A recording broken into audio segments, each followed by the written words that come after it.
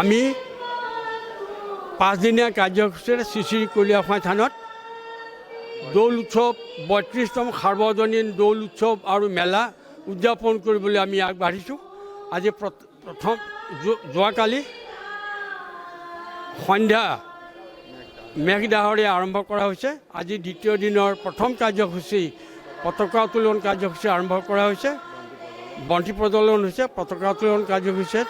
তাৰপিছতে আমাৰ অঞ্চলৰে আমাৰ ইয়াৰ একাংগী সম্বন্ধ থকা কঁকাল ভাগীৰ আয়তীসকলে আহি প্ৰায় 40গৰাকী আয়তী আহি আমাৰ মাজত হোলী গীত পৰিৱেশন কৰিছে। বিগত বছৰসমূহৰ দৰে আমি তেখেতসকলৰ আমি ধন্যবাদ জনাইছোঁ।